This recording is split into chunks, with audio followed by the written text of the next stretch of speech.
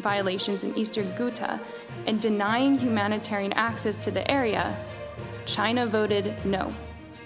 In a resolution on Iran that extended the mandate of the Special Rapporteur to investigate human rights abuses in the country, China voted no. In a resolution on Burundi, which condemns government forces for human rights violations, China voted no. And in a resolution on Myanmar that strongly condemned gross human rights violations against Rohingya Muslims in Rakhine State and extended the mandate of the Special Rapporteur to investigate the government's admission. क्या आप जानते हैं कि चीन संयुक्त राष्ट्र जैसे बहुपक्षीय संस्थानों पर नियंत्रण करके नियमों पर आधारित अंतर्राष्ट्रीय व्यवस्था को अपने हिसाब से बदलने का प्रयास कर रहा है। संयुक्त राष्ट्र के एक विसल ब्लोअर द्वारा प्रस्तुत साक्ष्यों में ये दावा किया गया है कि चीन बहुपक्षीय संस्थानों पर नियंत्रण करके नियमों पर आधारित अंतर्राष्ट्रीय व्यवस्था को अपने हिसाब से बदलने का प्रयास कर रहा है।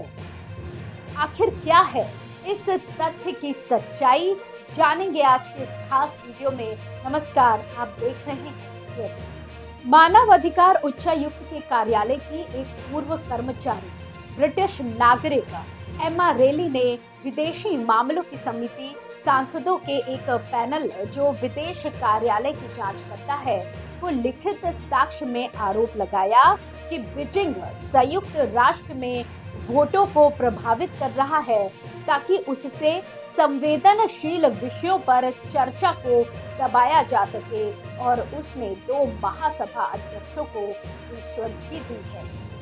मंगलवार को प्रकाशित अपने लिखित साक्ष्य में रेली ने खुलासा किया कि कैसे बीजिंग OHCHR को कुछ मुद्दों को ना उठाने के लिए प्रभावित करता है और चीन के लिए नकारात्मक संदर्भों को हटाने के लिए अपनी रिपोर्टों को संशोधित करने के लिए वरिष्ठ संयुक्त राष्ट्र अधिकारियों और कर्मचारियों पर काफी दबाव डालता है। जहां कोविड की उत्पत्ति पर WHO और UNEP यानी संयुक्त राष्ट्र पर्यावरण कार्यक्रम दोनों की रिपोर्टों को प्रयोगशाला से लीक होने की संभावना के संदर्भों को कम करने के लिए संपादित किया गया था। उन्होंने आगे कहा कि उइगरों के इलाज पर OHCHR की एक रिपोर्ट में चीनी सरकार से महत्वपूर्ण संबंध थे और दावा किया कि संयुक्त राष्ट्र के कर्मचारी गुप्त रूप से चीन को उन मानवाधिकार कार्यकर्ताओं के नाम दे रहे थे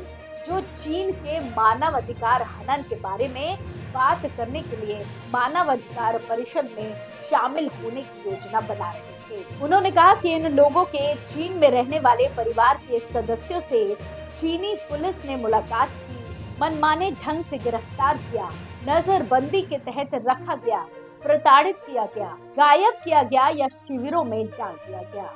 उनके अनुसार चीन ने हर हल्की आलोचना के बाद लगातार बैठकों और माफी की मांग के बाद ये सुनिश्चित किया कि अपेक्षाकृत स्वतंत्र संयुक्त राष्ट्र अधिकारी भी चीन की सार्वजनिक रूप से आलोचना ना करें और मानवाधिकार की चिंताओं को निजी तौर पर भी न उठाए। इससे एक विपरीत स्थिति पैदा होती है जहां असंतोष की अनुमति देने वाले लोकतंत्रों की संयुक्त राष्ट्र की मानवाधिकार और मानवीय एजेंसियों द्वारा निरंकुश शासनों की तुलना में अधिक नियमित रूप से आलोचना की जाती है। अपने विसल ब्लोअर होने के कारण नौकरी से बर्खास्त की गई रेली ने कहा कि बीजिंग विकास सहायता के माध्यम से संयुक्त राष्ट्र में वोटों को प्रभावित कर रहा था। उदाहरण के लिए शिनजियांग पर चर्चा को बंद करने के लिए उन्होंने कहा SDG 2013-2015 के 2 साल की बातचीत के दौरान बीजिंग ने महासभा के 2 अध्यक्षों को रिश्वत दी जिनका महासभा में प्रस्तुत अंतिम फैसलों पर महत्वपूर्ण प्रभाव था ताकि अंतिम लक्ष्य और संकेतकों की सामग्री चीन के दृष्टिकोण के साथ निकटता से जुड़ जाए। नागरिक और राजनीतिक अधिकारों और स्वतंत्रता से रहे। हाल के वर्षों में चीन ने बड़ी संख्या में संयुक्त राष्ट्र विभाग कार्यक्रमों और एजेंसियों में नेतृत्व करने या बहुत वरिष्ठ प्रबंधन पदों को प्राप्त करने के लिए अपने नागरिकों के लिए सफलतापूर्वक अभियान चलाया है। चीन के प्रयास नियमों पर आधारित अंतर्राष्ट्रीय व्यवस्था को कमजोर कर रहे हैं।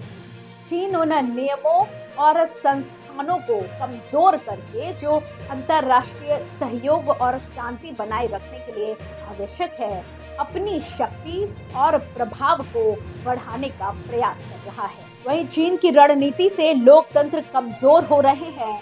चीन उन संयुक्त राष्ट्र एजेंसियों पर नियंत्रण कर रहा है जो लोकतंत्र और मानवाधिकारों को बढ़ावा देती है और लोकतांत्रिक देशों की आलोचना करने के लिए इन एजेंसियों का उपयोग कर रहा है। इसके कारण लोकतांत्रिक देशों के लिए मानवाधिकार हनन को उजागर करना और अंतर्राष्ट्रीय सहयोग को बढ़ावा देना अधिक कठिन हो गया है। हालांकि चीन की रणनीति से मानवाधिकारों की रक्षा करना कठिन हो गया है। चीन उन संयुक्त राष्ट्र एजेंसियों पर नियंत्रण कर रहा है जो मानव अधिकारों की निगरानी और रिपोर्ट करती हैं और मानव अधिकारों के हनन की आलोचना करने से बचने के लिए इन एजेंसियों द्वारा दबाव डाल रहा है।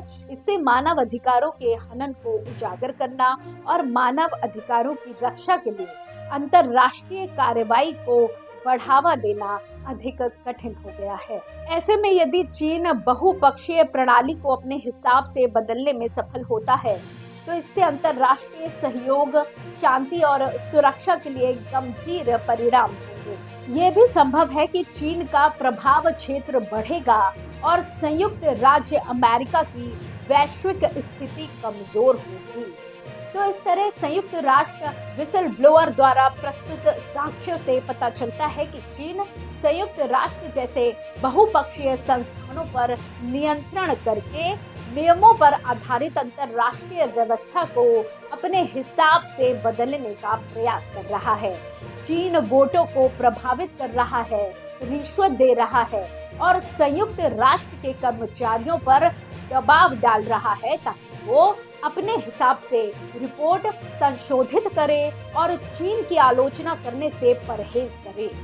चीन की इस रणनीति से लोकतंत्र कमजोर हो रहे हैं और मानव अधिकारों की रक्षा करना कठिन हो रहा है। इसी तरह की और खबरों के लिए जुड़े रहिए एयर न्यूज के साथ। धन्यवाद।